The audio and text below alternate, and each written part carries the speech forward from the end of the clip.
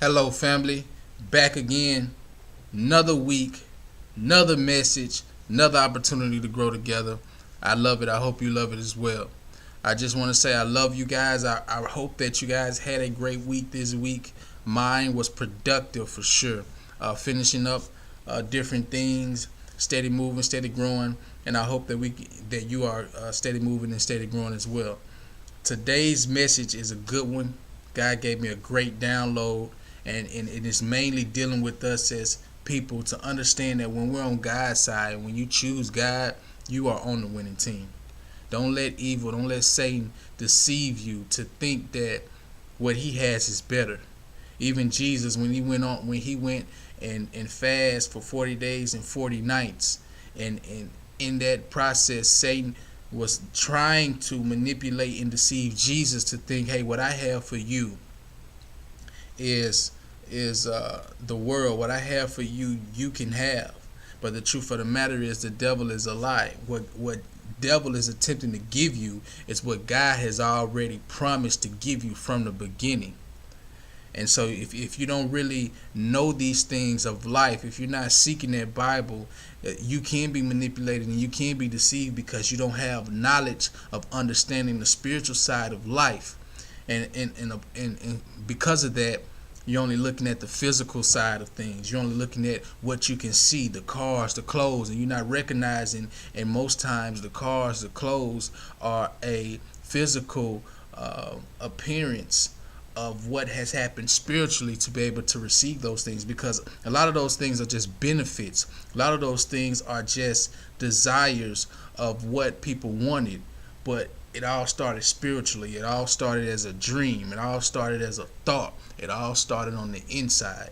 And you got to understand, in order to understand the inside and your mental, the spiritual side, you have to pick up the Bible. You have to seek God because he's the creator of mankind. He's the creator of human beings. Though your mother and father had you, they didn't have themselves. God set all of this up. God created a woman so she can be able to reproduce and have kids. God created a man to be able to produce seeds, to be able to come together with a woman so they can produce a child. God created the heavens and the earth. So if you're not going to God to learn how to live as a human being, how to live as mankind, then you will end up having a harder life of misunderstanding, as opposed to having a struggling life of understanding what's going on and what's trying to be done through you. It does make it life a lot harder when you don't have that understanding. So today's message is continuing to push forward the kingdom of God, is continuing to show love, continuing to grow us as a people and give understanding to the life we're living now, and how it's no different than the life that they documented in the Bible. Again, it's trying to show us, the people who wrote this Bible are literally saying to us, we're writing this so you won't repeat the mistakes we did, that you will know the way to go that's going to give you the best life, the most successful life, and it's with God. It's with the ways that he's created. And today's message, guys, God gave it to me, and the title is, when you choose God, you're on the winning team.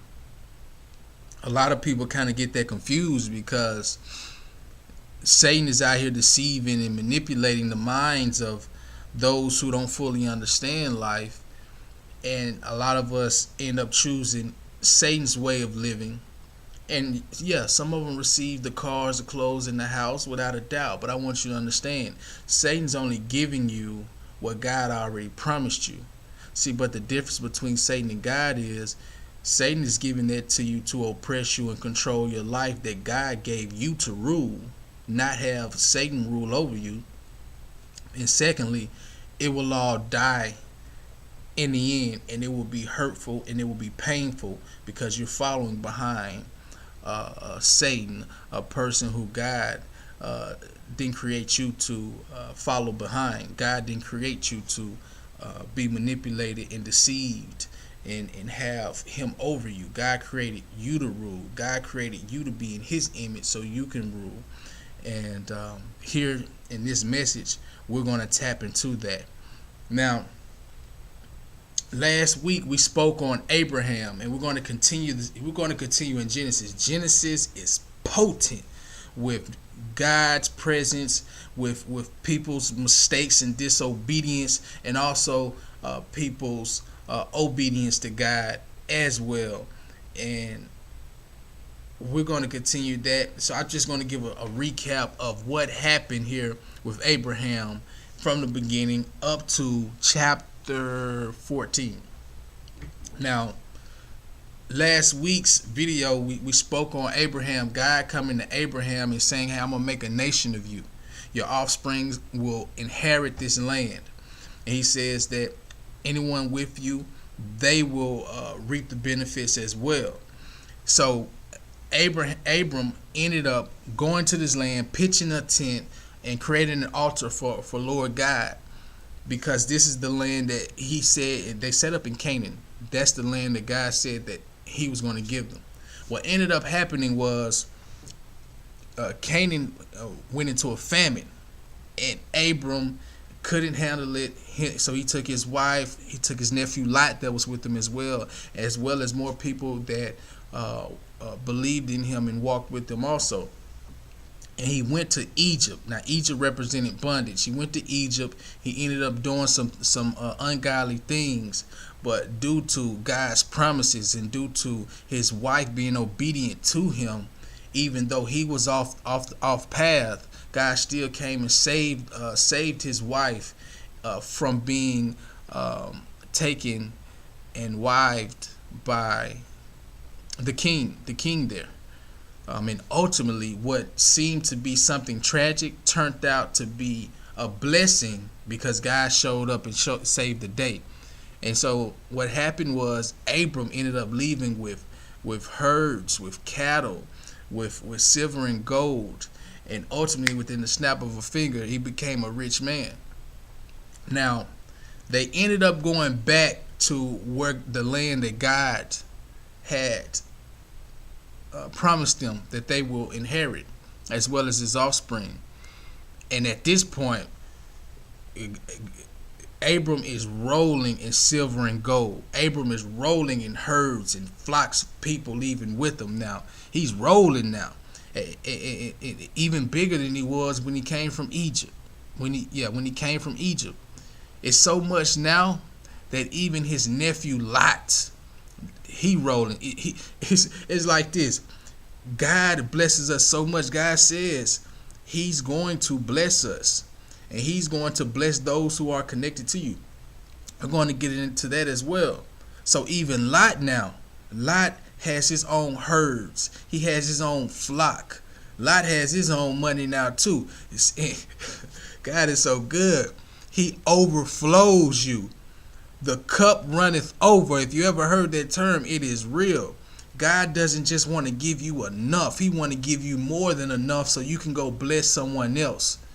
And so this is what was happening here. Lot was getting the overflow too, and it was overflowing a lot. But we had a slight problem here, as usual, with human beings getting too comfortable and leaning on our own understanding instead of continuing to walk this thing out with God wholeheartedly. Lot and Abram ended up having disagreements. See, what happened was they began to get so rich, so big, the flocks, everybody was flying. You know how it is, guys, in this world. You know, if you're a millionaire, if you know you have something, you don't even have to be a millionaire. You could just have some food. How many of us know when we get some food in the house, everybody start flocking, even the roaches, even the roaches and the rats, they start flocking. They smell food. Even our family members, you bring some food in the house, it's, hey, what did you bring? Everybody, can I have some? Can I have some? So they begin, once people got a whiff of them with riches and gold and herds and cattle, everybody started flocking. So again, they grew bigger to the point where Lot was able to have his own as well. So it began to be argument and disagreements amongst Lot, and Abram's herd and Lot's herd. And this began to have a problem because at this point there were still Canaanites and Perizzites in the land as well. So I mean, they're looking bad at this point. It's like, man, look at them. They're relatives, close relatives. They're arguing about land because again, they were all trying to move together. But they were so big that they couldn't occupy the land, so they were just getting frustrated and angry about the situations. But Abram had an idea. He said, hey, let's depart ways. Like, we're close relatives. We shouldn't be around here arguing with one another. If you go left, I'll go right. If you go right, I'll go left. Let's depart ways. There's more than enough land here. And so they agreed. And what happened though, Lot ended up going east towards Sodom. Now, if you know anything about Sodom and Gomorrah, these were two cities that were like Las Vegas of today's time, where there were a lot of wickedness going on, a lot of sinning, great sinning the Bible speaks about, where homosexuality was going down and just a lot of partying and drinking and just Lord was not in it. God was not in it at all. It was just straight a wicked city. So Lot ended up going east near Sodom, where ultimately the kings of that area began to have a war, and they were warring against Sodom and Gomorrah. So we had 4 kings from elsewhere that were coming together to overthrow and take Sodom and Gomorrah's goods and other valuables. So we're going to pick up in chapter 14, and I want you to get this here, because these are the perks of choosing God, and I wanted to pull these out of today's message so you can understand, no matter what situation happens in life, no matter what goes down, if you chose God, if you're walking out with God, if you're praying with God, if you are seeking God every single day, I'm talking about He's your best friend. You guys are talking in the car. He's giving feedback to you. It's that real, guys. It's that real. And He's letting you know what your future holds. He's letting you know the next steps you need to take. He's letting you know. I mean, y'all relationship are like that. I'm telling you, no matter what happens in your life, no matter what downfall you go through, understanding will come to you, and you will receive whatever struggle you're going through. When you're on God's side, when you choose God, you're on the winning side. The first step I want you to know is, when you are on God's side, who your heart is connected to, God will protect as well. See, what happened here is Lot was seized by the kings. Lot had a big herd. He had people following him. He had silver and gold also. So when the kings that were against Sodom and Gomorrah came and destroyed and took goods from Sodom and Gomorrah, they caught Lot as well. And they took Lot, and they took his possessions and the people that came with him also. So this is ultimately what happened. Abram got a whiff of what was going on. Someone escaped and came back and told Abram what was going on. And what ended up happening here is this. Let's go chapter 14. I think 16 is the verse. Okay. Chapter 14, verse. Okay, it's verse 14, excuse me. When Abram heard that his relative had been taken captive, He called out the 318 trained men born in his household and went in pursuit as far as Dan. Wait a minute. Okay, I know he had a big crowd. I know that he had riches and gold. Okay, he had riches and gold. Was Abram a king? Kind of thinking, was he a king? I don't see anything in the passage talking about him a king.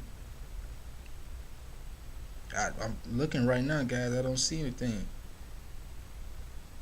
You know, and that brings me to my second point. When you are on God's team, titles mean nothing. Your actions mean everything. Your actions speak for you, guys. Now I want you to see this and peep this out. Now the kings that were fighting over Sodom and Gomorrah, that was trying to overtake Sodom and Gomorrah in their possessions. Listen to this.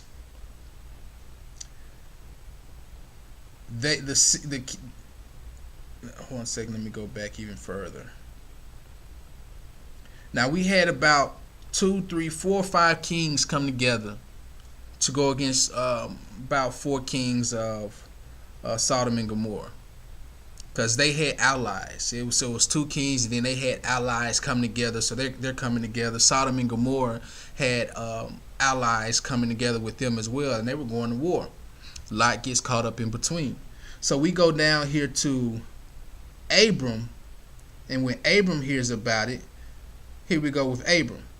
It says, a man who had escaped, and this comes from chapter 14, verse 13. A man who had escaped came and reported this to Abram, the Hebrew. Now Abram was living near the great trees of Mamre, the Amorite, a brother of Eshcol and Aner, all of whom were allied with Abram. So Abram around there getting allies too. I wonder why Abram is not calling himself king though. I mean, these are king moves. You know what I'm saying? These are big moves. He's rolling in silver and gold. He got crowds following him that he's pretty much looking after, that he's the shepherd of, that he's providing for.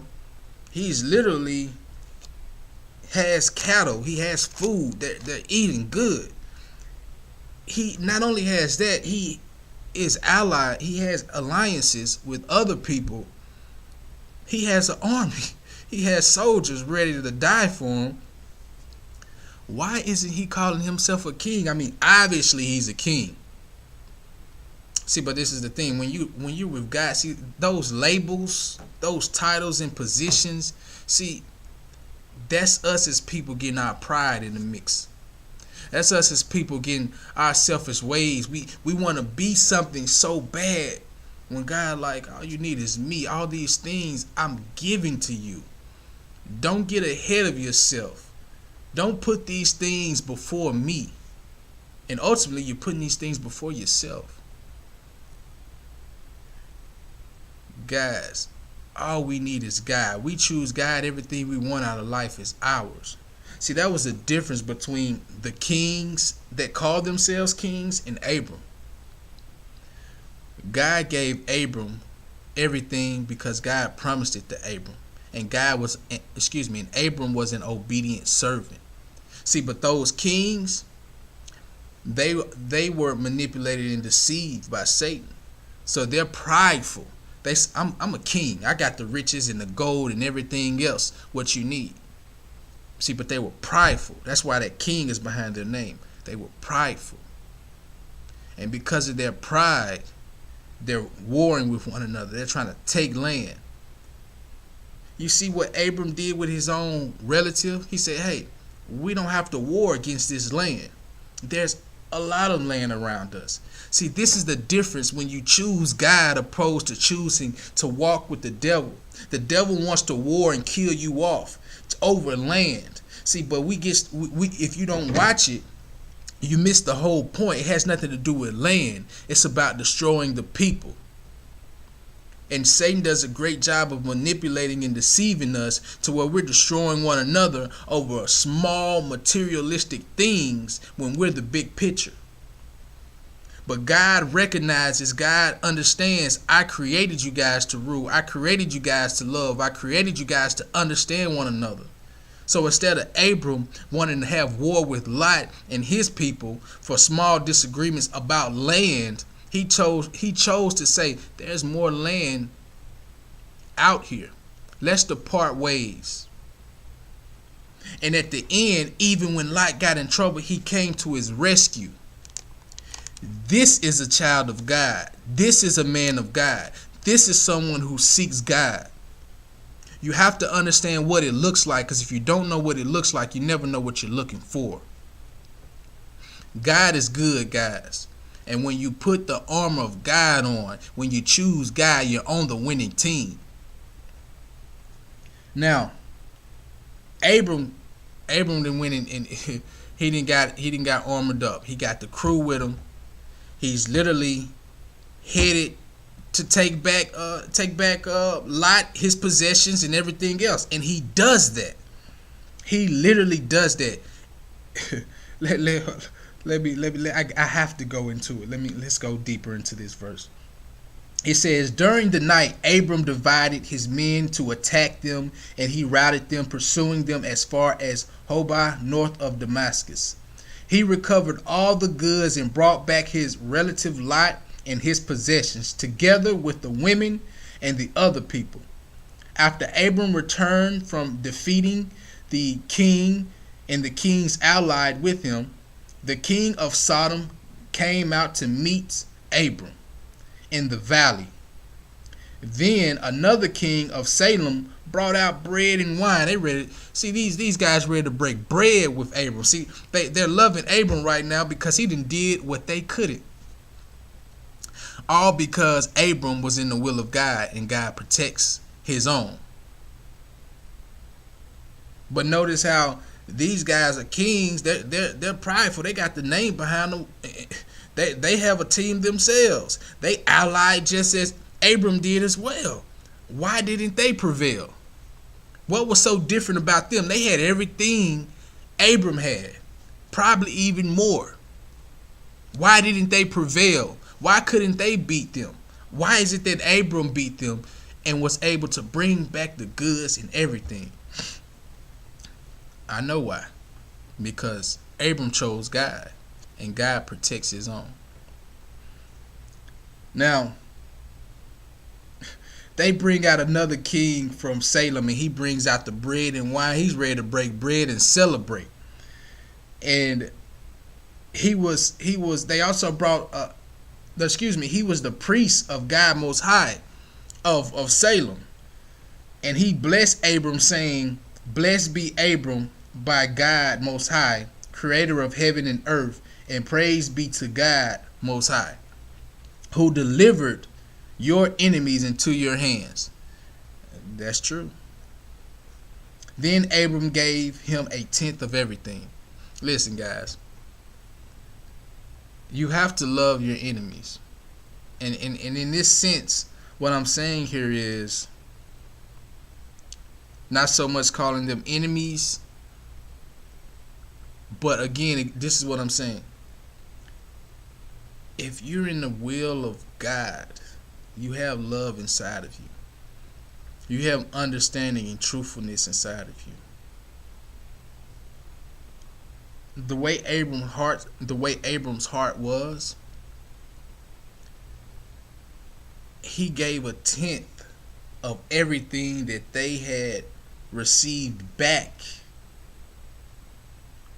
from the hands of the opposing kings. He gave those back to Sodom and Gomorrah and their alliances. But let me tell you something. Just because we have the heart of God and we seek God and we know his ways doesn't mean that evil's going to stop trying to manipulate and deceive. Doesn't mean that evil is going to stop trying to control us because we have the power. That's why we have to be knowledgeable and understand what is going on, because once we do that, then it's a lot harder for Satan and his demons to manipulate and deceive us, because we see them coming a mile away. But let me help you out on what to do here, because as a creator, as God created us, he created us to rule. And that brings me to my last step here. When you're on God's side, you rule, you don't get ruled. God created us to rule, guys. Why did he create us to rule? So we can be in his image and be fruitful and multiply and have love spread in this earth. Have understanding spread in this earth so we can live a successful life. The way that things are today, I'm going to say this. It wasn't necessarily how God set it up to be. But I want you to understand this now. God can work with anything. So because these roadblocks and mine holes are set up in earth on behalf of disobedience, God still uses that to teach us to still get us back to him. We go through the struggle to get back to him. He pulls at us mentally, physically, emotionally, so we can realize we can't live this life without him, so we can come back to him. And when we come back to him, put on his mindset, put on his heart, put on his understanding. And when we do this, we can reap what he set up for us from the beginning, and that's a successful life. That is a life of ruling this world in his image. Then we can receive all the things out of life that we wanted and God was trying to give us from the beginning, before being manipulated and deceived and thinking that we can do it on our own. Guys, let me go to this verse here. I'm going to continue. I'm wrapping it up now. And this is really, really big here on what I'm saying about ruling. See, Abram gave 10th of everything. But the king of Sodom wasn't satisfied. And that's one thing about us as human beings. We abuse. Not just one another, everything. Whether it's food. Whether it's just everything. And what ends up happening is we never know when is enough. We lose the understanding of what it is, what enough is, because we're used to abusing and using and using and using. And I want you to understand that comes from leaning on our own understanding instead of realizing with God you have all that you need to have. With God, all you need is a little. He's going to provide the rest. So the king of Sodom said to Abram, picking up from verse 21 of chapter 14, "Give me the people and keep the goods for yourself." See, this is Satan trying to manipulate at this point. You have goods. What's wrong with having the silver and gold and the goods? I mean, those goods are valuable. Why trade the people and I keep the goods? See, now at this point, I guess, the king is trying his luck to see if he can manipulate Abram to see is Abram really a fool.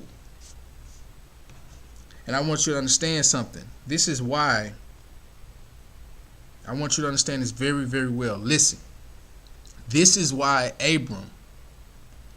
Sodom, the king of Sodom, wanted the people. The people are the most valuable thing on this earth. Everything here built is for the people, by the people. The stores, planes, money, cars, clothes. People are the most valuable. Do not let anyone misuse or abuse you. Don't let anyone tear you down and degrade you as if you're nothing. It's not true. Satan wants to control you because you have power within you, guys. Family, you have power within your mental, within your mouth when you speak. You have power within your spirit, your heart. You can produce through actions from your heart, produce energy, produce emotion that other people can feel. From your mouth you speak, you can convey emotion from your mouth, understanding from your mouth. That's power. The thoughts you think can be transferred out of your mouth, out of your spirit. It's power within you. We have to know ourselves. We can't follow behind what we see. We see someone else possessing power, so we want to do what they're doing. No, we need to seek God and understand the true power we have, because He's the one that gave it to us. He's the one that created us. And we need to know exactly what we're supposed to do with it, the right way we're supposed to use this power, because it's the power that we have is not given to us to use it any way. Any way we would like to choose, or to give it to Tom, Dick, and Harry, any person that we see. Because I want you to understand, Satan is out here manipulating and deceiving, and he is out here controlling and possessing bodies. He will come to you in a form of somebody close. He will come to you in a form of somebody that is beautiful to you, or that is attractive to you. And if you aren't standing on the principles of God and understanding what it looks like, or how you're supposed to be and walk in this life correctly, you will, and it's possible, to fall victim to the hands of evil and be controlled by him. No one is immune to it, but with God you can withstand it. But let me tell you this, and we're going to end on this note. With God, you were created to rule. And I wanted to show you exactly how to rule and know who you are. See, Abram know who he is, and I'm going to show you what it looks like here. So, Abram here, after hearing the king of Sodom say, "Give me the people and keep the goods for yourself," Abraham said to the king of Sodom, "With raised hands, I have sworn an oath to the Lord God, Most High, creator of heaven and earth, that I will accept nothing belonging to you, not even a thread or the strap of a sandal, so that you will never be able to say, I made Abram rich. I will accept nothing but what my men have eaten, and the share that belongs to the men who went with me to Anir, Eshcol, and Mamre. Let them have their share." He stepped up. He stepped up big time. Most people, that's a king. You know how some people may think, that's a king. Why is he talking to him like that? He should be respectful. Like, what do you mean? What do you mean? He should be respectful. The man gave him 10th of everything. The man went and defeated the army that was trying to capture him. With all glory be to God, because that's who delivered the enemies into his hand. He was able to save his people. And now the king wants to take his people from him. Say, hey, you keep the goods and let me get the people. Listen, don't matter if you're king, your president, your governor, wrong is wrong. And right is right. And if you understand who you are within God, then you're going to stand firm. You're going to speak boldly. Because you first and foremost know the power you have, and you know when wrong is wrong and right is right. And in this instance, he understood life. He understood that, hey, if I give you these people, you're going to think you made me rich. And you're going to think you can come over to me and control me and do whatever you want to do when you want to. See, those are the ways of the world.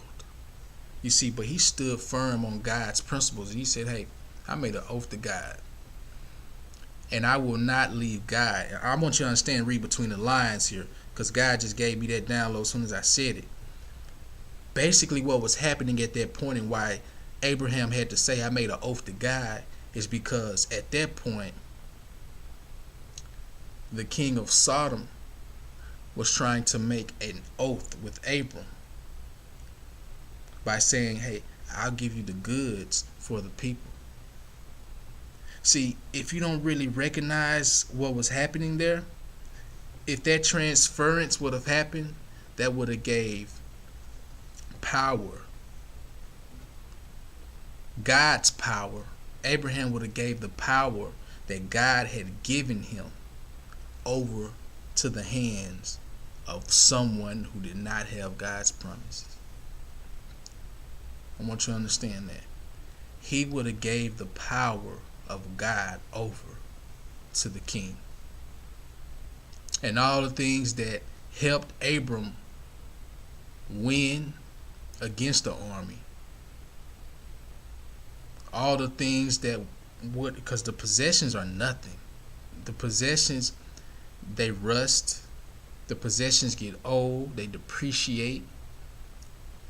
But one thing about the people, they continue to produce, reproduce, grow, learn, understand, create. They just create and continue to create. They never lose their value. Honestly, it wasn't an even trade at all. That was an attempt to try to play a fool, so to speak. Guys, I want you to understand something plain and clear. When you choose God, you are on the winning team. Choose God. Receive the goodness and joy out of life. And when you choose God, that means get to know him. Read up on his word. See how he moves in life, so when you go and walk outside, you can start to see him everywhere you go. See what evil looks like. See what the mistakes people made look like, so when you go out, you're able to see it out in your physical life. And you can begin to walk in the ways of God. You can be able to walk in the ways of Jesus. So you can then have the life God has created for us to have. So you can receive the success, you can receive the benefits, you can receive your cars, clothes, and mansions, or whatever if that's your heart's desire. Because you're going to allow God to build you up inwardly. And I'm going to guarantee you this. If you come to God and you seek him wholeheartedly, and all these things you receive, you will not really care about, because you recognize that the people are important. And you rather do right by the people, you rather do right by God, than be selfish and prideful as a king, destroying everything.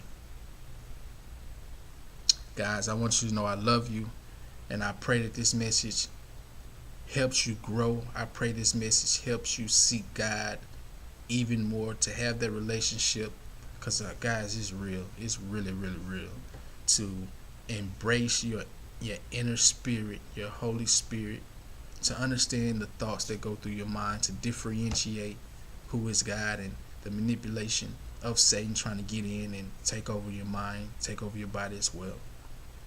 To hold on to God and walk it out with him. See where he's trying to take you is beautiful. The journey is beautiful, guys. Do not neglect the process. Do not neglect the struggle, because it's all building you up for the next level. So guys, walk it out. Don't run. It's a marathon. And understand that you are loved. There is love still in this world. Though we've been hurt, though it seems like our environment, our surrounding is nothing but negativity, nothing but things that are not of God. I want you to understand that there is love out here. Though you may not see it, it's out here. and you can receive it. Go to God and watch God change your whole life. I speak personally from it. I was once in that environment.